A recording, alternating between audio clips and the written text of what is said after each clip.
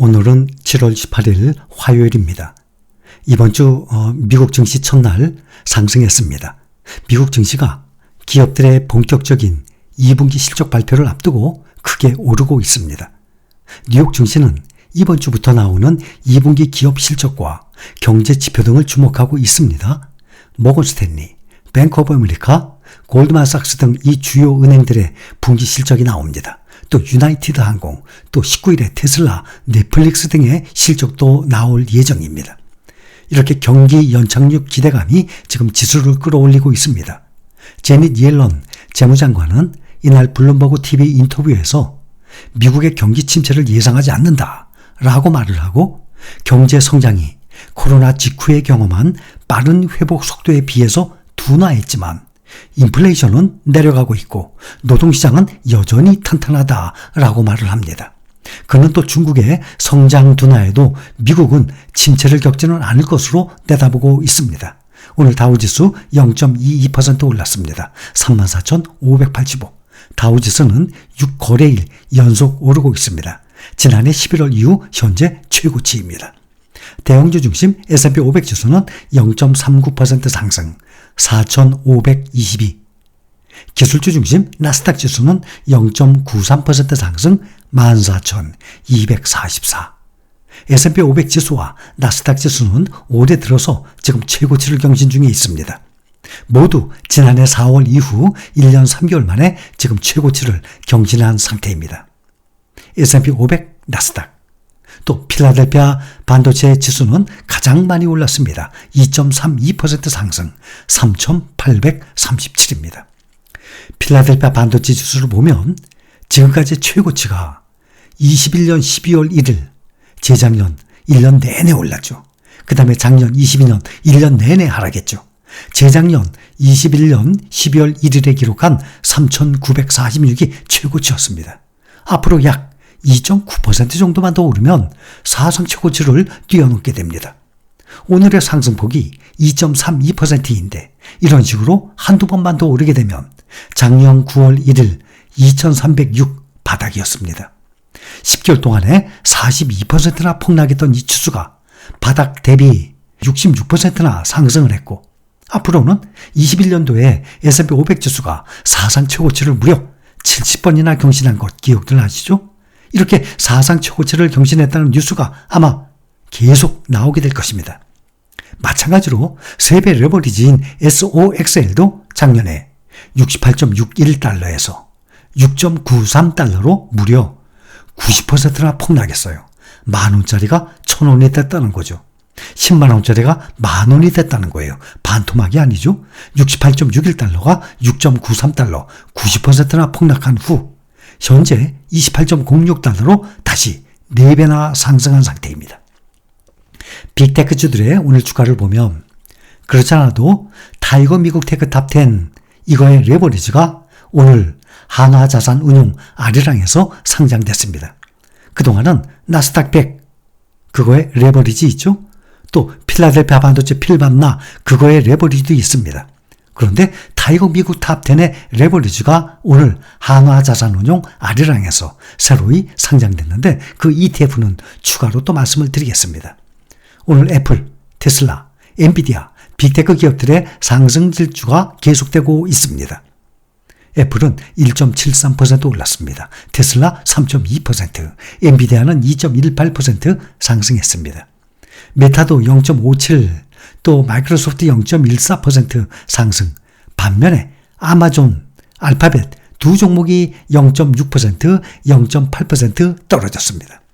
그러나 매그니피센트 7이라고 불리는 이 7개 빅테크주들의 강세의 흐름은 전반적으로 계속 유지되고 있습니다. 애플 주가 6월 30일 193.97달러 사상 최고였는데 오늘 그걸 0.02달러 넘었습니다. 193.97에서 193.99달러로 사상 최고가를 또 넘었습니다. 앞으로 계속 사상 최고가를 계속 경신할 것으로 예상이 됩니다. 현재 애플 연중 55% 상승 중입니다. 모건 스탠리는 애플의 목표 주가를 190달러에서 220달러로 높였습니다. 현재 193.99니까 194달러. 220달러로 높였어요. 앞으로 강세장이 지속된다면 주가가 $220가 아니라 $270까지 오를 수 있다고 보면서 자체적으로 보는 가장 유망한 주식이 애플이라고 모건스탠리는 재확인했습니다. 또 CT, 엔비디아에 대한 목표 주가를 $520로 상향했습니다. CT의 아티프 말릭 애널리스트는 엔비디아에 대한 투자 의견을 매수로 유지하고 목표가를 기존보다 $100 높인 $520로 상향했습니다. 최근 들어서 TD 코웬도 엔비디아에 대한 목표가를 $500로 높인 바 있습니다. 엔비디아에 대한 애널리스트들의 평균 목표가는 현재 $479.22예요. 그러면 현재보다 약 3.14% 높은 수준입니다. 월가에서 가장 높은 목표가는 엔비디아에 대한 목표가 $767까지 올라가 있어요. 현재 $464.61입니다. CT의 말릭 애널리스트도 강세 시나리오에서는 이번 랠리가 주당 $600까지 오를 수 있다고 봤습니다. 이것은 오늘 종가 대비 29%나 높은 수준입니다. 2027년에 AI 시장의 규모가 $1,500억, 약 200조 가까이 예상되는 상황에서 시장 점유율 90% 이상을 차지하는 이 엔비디아가 확실한 AI 승자로 보인다라고 평가를 했습니다. 엔비디아가 AMD보다 AI 공간에서 실질적인 우위를 점해야 할 것이라고 전제했습니다. 소프트웨어와 관련해서는 경쟁사들이 엔비디아와 개발한 것에 부합하기 위해서는 여러 세대가 필요할 것으로 보이면서 그래픽 처리 장치 등에서 계속 앞서고 있다는 점도 주목했습니다. 이번에 넷플릭스에 대해서는 또 긍정적인 견해가 나오고 있는 반면에 테슬라에 대해서는 조심스러운 평가가 제기되고 있습니다. 우선 도이치방크는 넷플릭스의 목표 주가를 기존 $410에서 $475로 상향했습니다. $475, 현재는 $450. 오늘 19일 발표됩니다. 넷플릭스의 실적에 대해서 도이치방크는 강세론적인 입장이라고 전했습니다.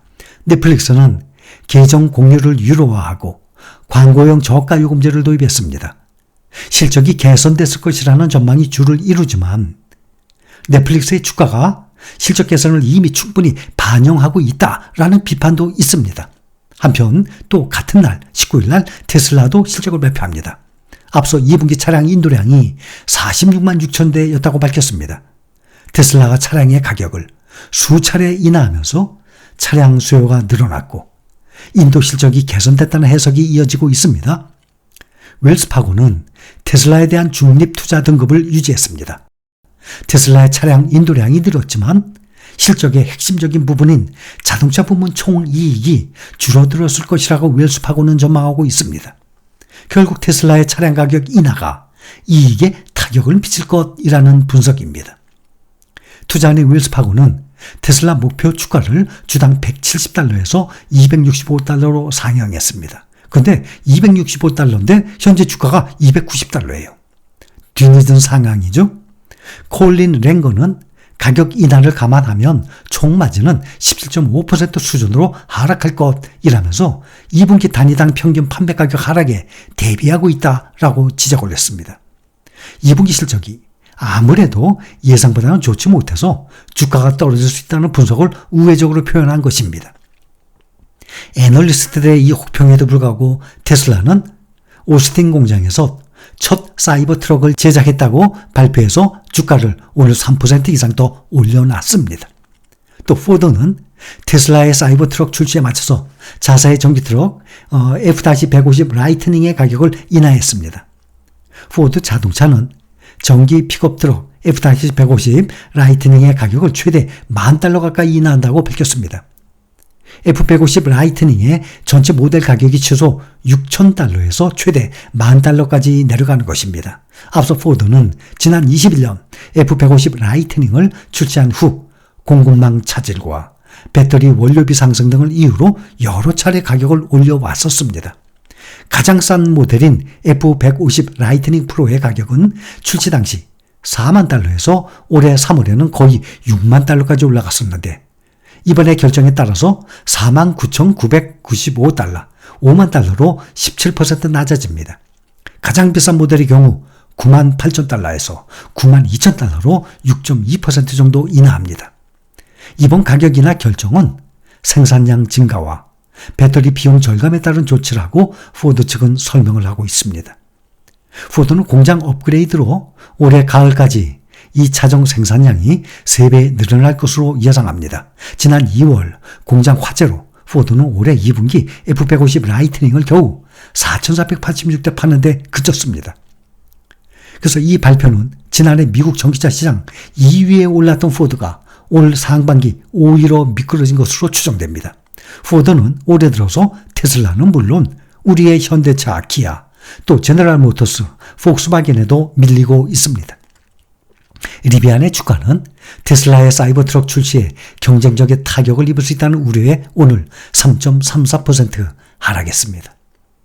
이번 주는 다음 주 예정된 7월 연방공개시장위원회 정례회의를 앞두고 연방준비제도 페드의 당국자들의 발언이 금지되는 블랙아웃 기간입니다.